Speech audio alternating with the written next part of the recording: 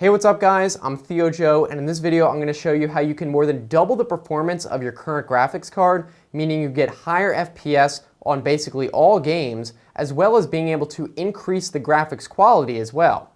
Now, it's important to note that this doesn't even involve overclocking, so if you've already done that, you can do this as well. So first, let me explain how this works, and then I'll show you exactly what you have to do, and then we can do a test afterwards to see how much it worked. You see, just like how CPUs can be overclocked to unlock their full potential, graphics cards often do not use the full resources they're capable of by default when they're shipped from the factory. The reason is that graphics cards manufacturers have to guarantee a certain level of performance for every single graphics card before it gets shipped to the consumer.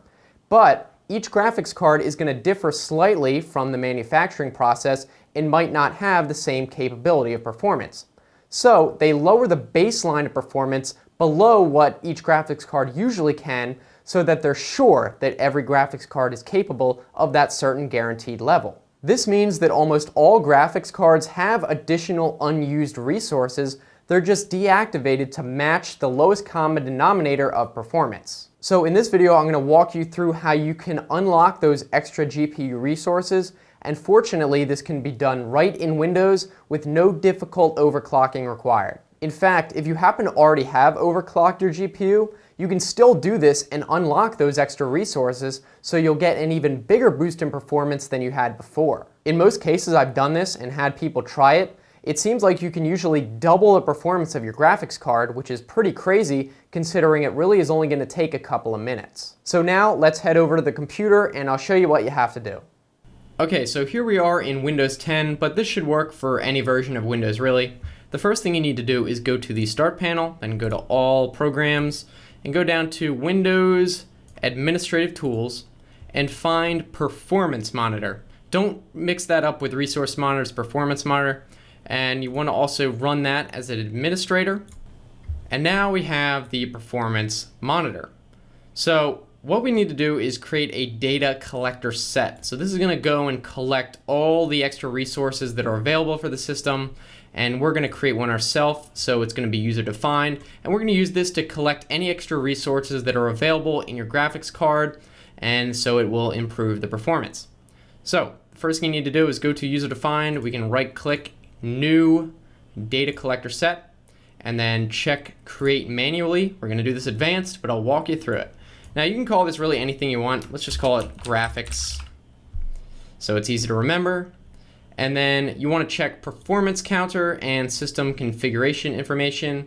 You don't have to check this, it doesn't matter, and create data logs. Next, then this is gets a little bit complicated. First you want to add some performance counters. So what you want to do is add, and then find remote graphics. It's already right there. Remote FX graphics. And this is basically going to allow us to modify some of the properties of the GPU. And the ones you want to select are frame quality. So highlight that and click add. You also want to do graphics compression ratio. That's going to increase the visual performance of the graphics card by actually compressing it less, so each frame looks better. And then of course output frames a second. This is going to increase the FPS in games overall. So then now that those three are selected, we can click OK.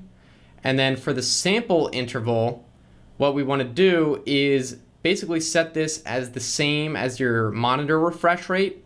So for me it's 144. And that's just going to set the sample interval for how often to check for this extra quality and change it.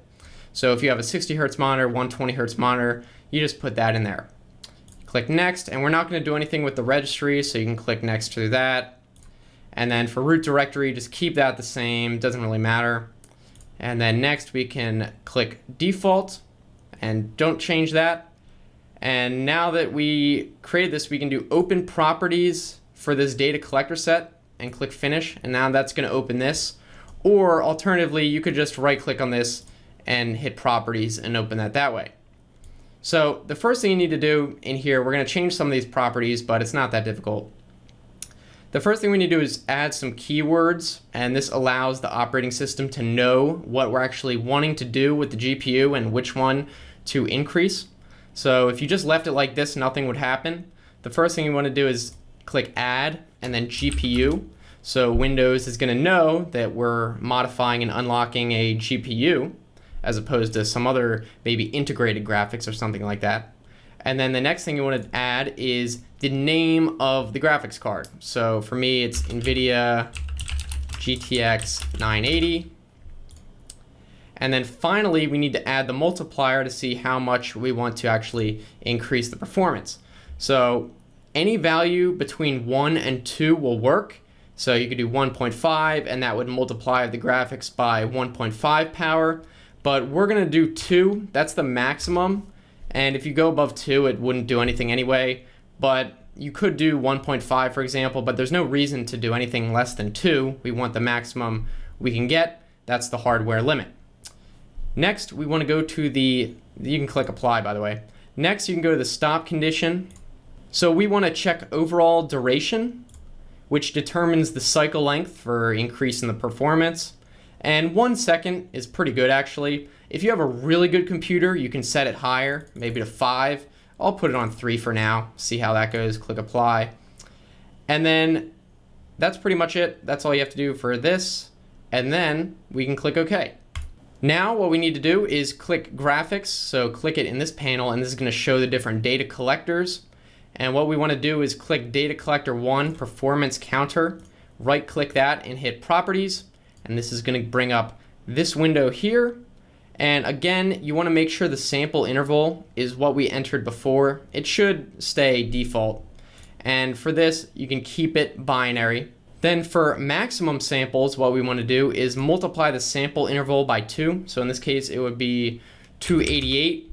And we do that because we're doubling. We use that multiplier from before. If you were doing 1.5, for example, you would do your interval times 1.5 and put that in here. But I'm just going to assume that you're putting it on 2. There's no reason not to. And this is just to ensure that there's enough data to work with when generating the samples to display. You want to have a buffer of about 2 at least. So this should be good enough. If you have a really slow computer, you might want to lower this, but you can probably do 2 and it'll be fine. And now we can click OK, and that's it. So now all you have to do is just restart the computer, and then it's going to auto load the configurations on startup. If you just try to do a game right now, it wouldn't do anything. But after you restart, there's nothing more to do. Okay, so now that we did all that, we obviously need to figure out if it worked and how well. So I'm going to do a before and after in a game, and we can compare the two. So let's go back to the computer real quick and do that test. Okay, so I've loaded up Counter-Strike Global Offensive, and as you can see, I've put all the settings on max as high as they go. So this will be pretty strenuous on the graphics card for a good test. So why don't we go and do a before and after. First, I'm going to record without the upgrade, and then afterwards we'll see how much it improved. Hopefully it'll be a good increase. Okay, so without the upgrade, it looks like I'm hovering between 66 and 65 FPS, sometimes going up to even 67, but I have a 144 Hz monitor, so that's really not good enough. So I'd have to lower the settings unless we can somehow raise that FPS. If you had a 60 Hz monitor, that'd be fine, but hopefully we can get above 144 at least with the upgrade. So why don't we go and change that and do the upgrade, and then I'll come back and see what it looks like afterwards. Now I'm back in the game after doing the upgrade, and I can already see that the FPS is way higher, topping into the 160s, 170s even. Way better than before, which was at the 60s. I think this is probably closer to tripling, not even doubling. So now I should have no problem running CSGO on max settings, even with that higher FPS. So clearly this worked and got a great result out of it. So there you have it. We saw a huge increase in the FPS and performance even on the highest settings. And that was just one game. This is going to increase the performance of the GPU overall, so it's going to increase the performance of all games. So if you've been thinking about getting a new shiny graphics card, you may try this and find out you don't even need to. And if you do have a new graphics card, it's going to work even better. I hope this worked for you guys. I'd be interested to hear down in the comment section how it went. If you got a huge increase, maybe a more moderate increase, you can let us know down in the comment section below. Also, if you liked this video, found it helpful, be sure to give it a thumbs up so I know you liked it. If you want to continue watching, I've got some other tutorials on the right-hand side. You can just click those or look in the description for the same link like if you're on a phone. And if you want to subscribe, I make new videos Monday, Wednesday, Friday, so I think it should be worth it. I'm looking forward to hearing from you guys, so thanks for watching. I will see you next time. Have a good one.